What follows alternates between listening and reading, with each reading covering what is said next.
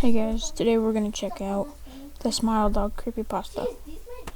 I have never seen this creepypasta before. Shout out to Mr. Creepypasta.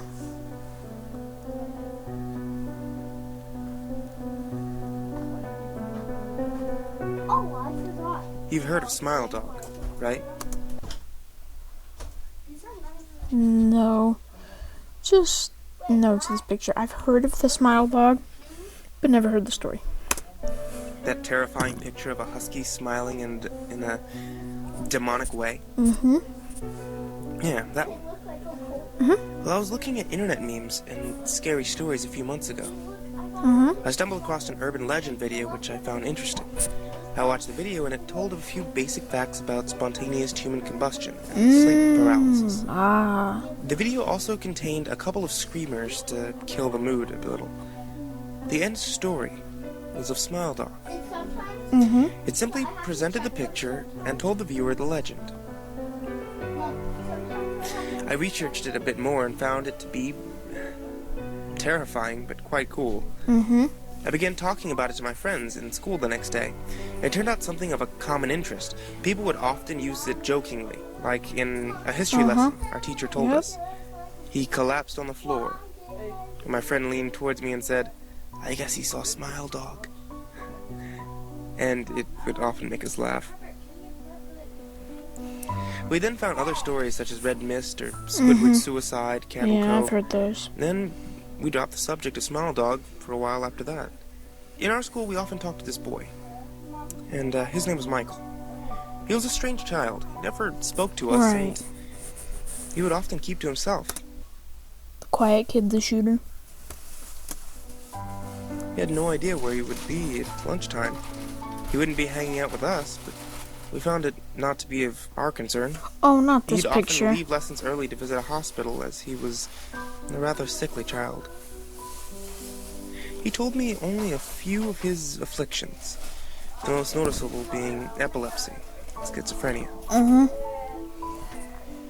He never showed signs of these, though. If he mentioned them, he would often laugh it off and dismiss them. Now, he approached me one day and inquired about Smile Dog. I replied, "Oh, that thing? Yeah, it's obviously fake." Can I see it? I didn't save it or anything. But Oh, just look it up, okay? Just look it up, kid. I was busy with homework at the time, and when people try to talk to me, I'm rather irritable. He think walked we all off are. without looking back. But I didn't see Michael the next day. He was supposed to be in a few of our lessons, but he wasn't there. Nobody, not even the teachers, knew where he was. Jeez. It was after our first lesson. I was called into the headmaster's office. The headmaster sat me down in front of his desk and told me, "Your friend Michael has been instated to a mental institution. Uh-oh. He apparently saw something scary. He kept having visions of it. Have you any idea what that might be?" And I immediately remembered Smile Dog. Yes, sir. The headmaster immediately brought up his computer, and I was faced with the Google search engine. I changed the search to images and typed in Smile Dog. I showed the headmaster the full, unedited image of Smile Dog. "Oh my," he said, and told me that Michael would probably want to see me. No, don't go. He immediately arranged for transport for me to the mental institute. No. I entered the colossal building with the headmaster, where we were stopped by a doctor. He said, "Michael only wants his friend, I'm afraid." Jeez. The headmaster gave me a bewildered look, and I said, "That's fine. I'll see you in a few minutes." I strolled down the large, intimidating corridor and reached room 204. The room had a Interesting. padded floor, a wall, and a light. No windows except a minuscule viewing slot through the door. I walked in and almost vomited. Michael was lying face down in the middle of the room with his hands still gripped tight on his neck. He was dead. Bruh. There was a hastily scrawled note left next to him. It was for me. Josh, I saw that smile dog picture that you showed me. Uh-oh. It's everywhere. No matter what we do, it can't be stopped.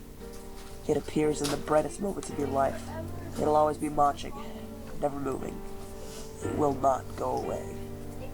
Why did they have to put me in this room? Why do I have to be trapped in this godforsaken room? I had no escape. No matter how much I kicked off, the doctors wouldn't believe me. I wouldn't either. This was the only way out, I guess. But what if the dog is still there during death? When you're weak or incapacitated, it'll drag you down to hell from where it once came. This is the reality, Josh. Do not ever mention Smile Dog to anyone ever again. Sincerely, Michael. I pocketed the note and alerted the doctors. Upon further inspection of his body, his hand was blocking a horrifying, vicious bite into his neck. The teeth marks matched that of a dog's, Oh no. a Siberian husky. I keep going over and over that note in my head. I can't believe it. He was such a nice boy, and I regret every bad thing I ever said to him. Why did it have to end this way for him? There's a small part in my head saying that I'm responsible, and another portion of my head believes that this is all just fake, and I should have been more aware of Michael's afflictions. The only trouble is, I'm running out of options to believe here. And I didn't know that schizophrenia was contagious. But I keep seeing that damn little dog in the corner of my eye everywhere I go. It's starting to get on my nerves. Wait a minute. Is that? No. I hear panting and scratching on my door. Let me go investigate. No. I'll be back in a second. No.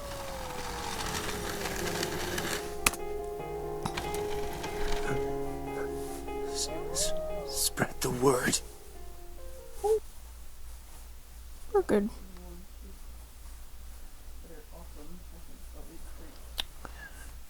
That's gonna do it for now. Maybe.